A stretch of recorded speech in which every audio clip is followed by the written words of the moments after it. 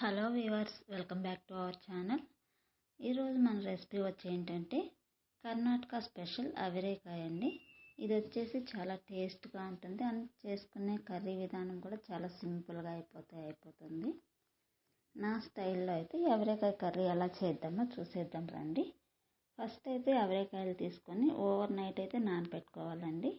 నేనైతే over night నానబెట్టుకొని morning మనం కర్రీ చేసే ముందుగా వాటిని అయితే పైన ఉన్న తొక్కుల వరకు రిమూవ్ చేసుకోవాలి.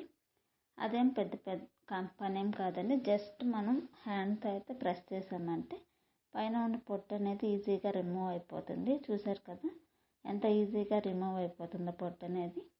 ఇలాగే గింజలన్నిటికి కూడాను పైన పొట్టుని రిమూవ్ చేసుకోవాలి. చూసారు కదా ఎలా వచ్చాయో.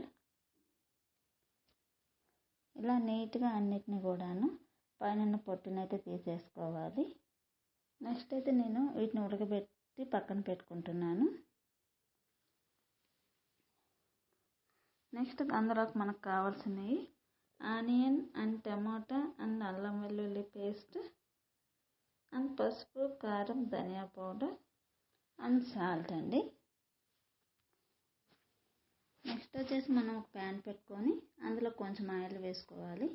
దీనికి ఎక్కువ ఆయిల్ కూడా ఏం పట్టదండి, జస్ట్ కొంచెం ఉంటే సరిపోతుంది. ఆయిల్ వేసుకొని అందులో పోపు దినుసులు వేసుకోవాలి. ఆయిల్ హీట్ అయిన తర్వాత నెక్స్ట్ పోపు దినుసులు వేగాక మనం ముందుగా కట్ చేసి పెట్టుకున్న ఆనియన్ కూడా అందులో యాడ్ చేసుకోవాలి. ఆనియన్ యాడ్ చేసుకున్న తర్వాత ఆనియన్ బాగా గోల్డెన్ బ్రౌన్ కలర్కి వచ్చేంత వరకు బాగా ఫ్రై చేసుకోవాలి. అలాగే మన ఛానల్ని ఫస్ట్ టైం చూసే వాళ్ళైతే సబ్స్క్రైబ్ చేసుకోండి. మంచి రెసిపీస్ అయితే పెడతా ఉంటాను. చూసారు కదండి ఆనియన్ అనేది బాగా వేగిపోయింది. నెక్స్ట్ అందులో మనము 1 teaspoon of ginger garlic paste అయితే యాడ్ చేసుకోవాలి.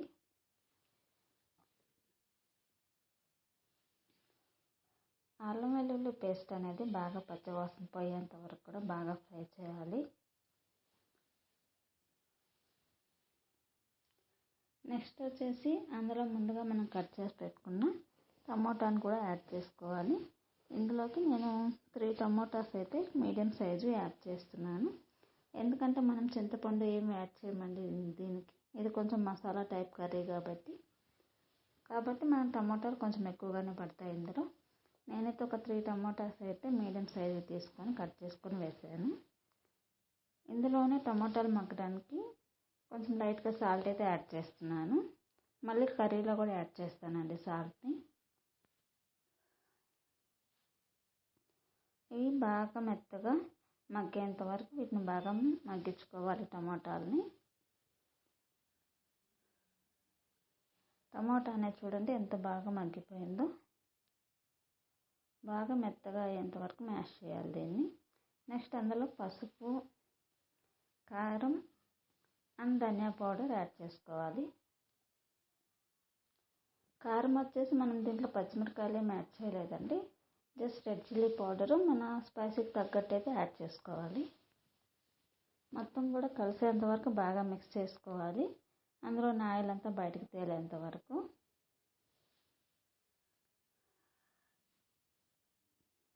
నెక్స్ట్ మీకు ఇష్టమైతే దీంట్లో కొంచెం గరం మసాలా కూడా యాడ్ చేసుకోవచ్చు లైట్గా. కర్రీ టేస్ట్ అనేది బాగుంటుంది. ఇది కూడా బాగా మిక్స్ అయిన తర్వాత చూసారు కదండి టమోటా ఆనియన్ అనేది ఎంత బాగా మిక్స్ అయిపోయిందో, అసలు ఏం కూడా కనిపించకుండా అంత బాగా మ్యాష్ చేసుకోవాలి. నెక్స్ట్ అయితే నేను ముందుగా అవిరేకాయలను ఉడకబెట్టి పక్కన పెట్టుకున్నాను. నెక్స్ట్ మనం ఈ టమోటా కర్రీ గుజ్జులో అయితే మనం వీటిని డైరెక్ట్గా యాడ్ చేసేసుకోవచ్చు. ఎందుకంటే నేను ఆల్రెడీ ఉడకబెట్టాను కాబట్టి. అందులోనే ఉడకబెట్టిన కొన్ని వాటర్ ఉంటే వాటిని కూడా యాడ్ చేశానండి. దీంట్లోకి మళ్ళీ ఎక్స్ట్రా వాటర్ అయితే నేను యాడ్ చేయను. ఎందుకంటే ఆల్రెడీ అవిరేకాయలు ఉడికిపోయి ఉన్నాయి కాబట్టి మనం ఎక్కువసేపు ఉడికించాల్సిన అవసరం కూడా లేదు కర్రీని. జస్ట్ కాసేపు అలాగా ఒక 10 మినిట్స్ సిమ్లో పెట్టుకొని మగ్గనిచ్చామంటే ఈ అవిరేకాయలకు కూడా కర్రీ ఫ్లేవర్స్ అన్నీ కూడా పట్టి మంచి టేస్ట్ అనేది అయితే వస్తుంది. చూసారు కదండి ఒక 10 మినిట్స్ అలా పక్కన కానీ పెట్టేసామంటే కర్రీ కూడా బాగా దగ్గరకు అయిపోతుంది చిక్కగా. మధ్య మధ్యలో అయితే మూత పెట్టి మధ్య మధ్యలో అయితే కలుపుతూ ఉండాలి, లేదంటే అడుగు అనేది పట్టేస్తుంది. కాబట్టి మనం మధ్య మధ్యలో దాన్ని చూసుకుంటూ బాగా మిక్స్ చేయాలి. చూసారు కదా కర్రీ అనేది ఎంత బాగా వచ్చిందో. ఇది చపాతీలో కానీ, రైస్లో కానీ, పూరీలో కానీ చాలా బాగుంటుందండి. ఒకసారి మీరు ట్రై చేయండి. కర్రీ కూడా చాలా అంటే చాలా సింపుల్గా అయిపోతుంది, ఎక్కువ టైం కూడా పట్టదు మనకు. అండ్ కొంచెం దీంట్లో ప్రోటీన్స్ అన్నీ కూడా ఉంటాయి కాబట్టి కొంచెం హెల్తీ ఫుడ్డే అండి ఇది. Please do to subscribe.